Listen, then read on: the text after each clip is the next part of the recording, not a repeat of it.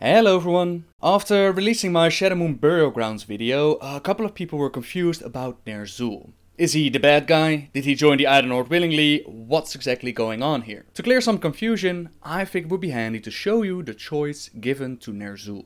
During the Shadowmoon questline, you're sent by Velen to talk with Rokan. Not all of the Shadowmoon orcs followed Ner'zhul's alliance with the Iron Horde. Among them, there is one orc whom I befriended many years ago. She may be able to tell us more about Ner'zhul's plans for this Dark Star. In our timeline, Velen never befriended Rokan, since she was already dead far before the Horde even started their war against the Draenor. She was actually the way for Kil'jaeden to manipulate Ner'zhul into forming the Horde, but in this reality, things are different. Rokan did not agree with her mate's choice, and she took those who agreed with her away from the rest of the clan. She believes that you must understand why Ner'zhul joined the Iron Hordes before you go and take his life, so she invites you to the cave below the city and witness what happens. Below the village is the ancestral totem. On it is carved the name of every Shadowmoon clan member since its founding. We're asked to find the totem, while in reality just click on it, and Rokan explains what happened. When the Iron Horde came, they gave our clan a choice. Join them or die. My husband Ner'zhul chose to save our people. He joined the Iron Horde, but they asked of him a heavy price. They said, "What good are stars and visions against steel and powder? Make a worthy offering, or your people shall die." So Ner'zhul turned to the silent void. He broke the ancient laws and drew upon the Dark Star. I pleaded with him to stop, but he would not turn back. By breaking this stone, he forswore all loyalties to our ancestors. You must do what I cannot. Stop Ner'zhul and his madness before it's too late. So for Ner'zhul, there really wasn't a choice. It was either let your people die or join us. He could have made a different choice, of course. He could have been like the Frostwolf clan and step away from the Iron Horde, but yeah, apparently he made a different choice. During this vision, you could actually see the model of Gromash, and I think this is the first time during our questing that we actually see him, and in my opinion, he looks kinda insane. To his right stands Commander Vorka, and he shows up a couple of times throughout the zone, but we take him out during the Defense of Karabor event. To his left stands a more familiar person, Garrosh Hellscream himself, and this is our Garrosh covered with a few bandages. He looks so very small compared to his father, which I really like personally.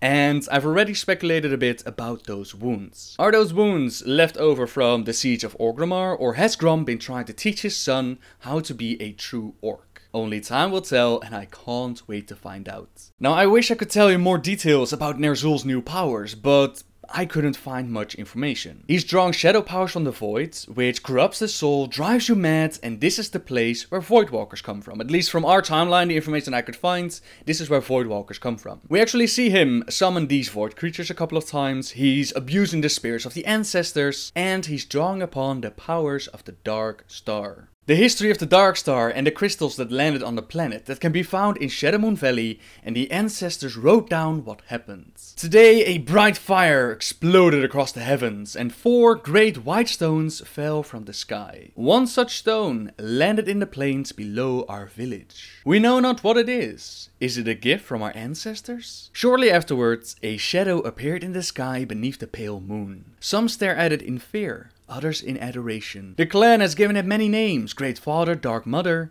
while the chieftain calls it the Dark Star. Since the crystal fell, our power has grown in ways we do not fully understand. We've always spoken the language of the stars and the earth. Now we hear another, the voice of shadow. Yesterday we found one of our clan defiling the spirits of our ancestors. The chieftain is livid. It is clear this new magic is dangerous. It leads us down a path from which we cannot return. From this day forth, let it be known, the powers of shadow are forbidden to the clan.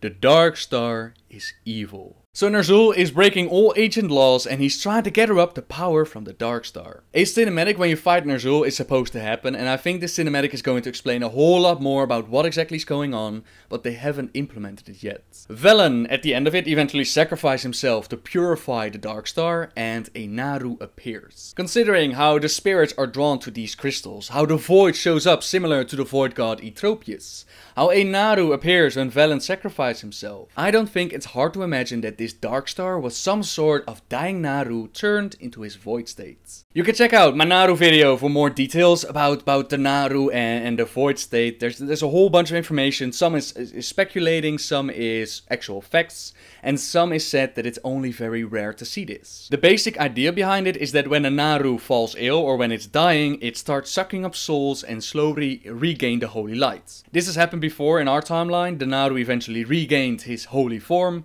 But before that moment, he was all dark, he was all void, and it was some nasty stuff. We've actually seen one Naru even go beyond that dark state, Mu'uru, who was taken by Kilfa's Sunstrider and the Blood Elves. He was eventually turned into a Etropius, a void god. We took him out, and the core of Mu'uru was used to reignite the Sunwell. That's the very short version of it. I'll link my Naru video in the description. Anyways, that's Ner'zhul's choice done, so now you know why he did what he did, and why we're taking him out in the Shadowmoon burial grounds. Thank you very much for watching, everyone, and until next time, guys, see ya! Our bond is iron, our will unbreakable.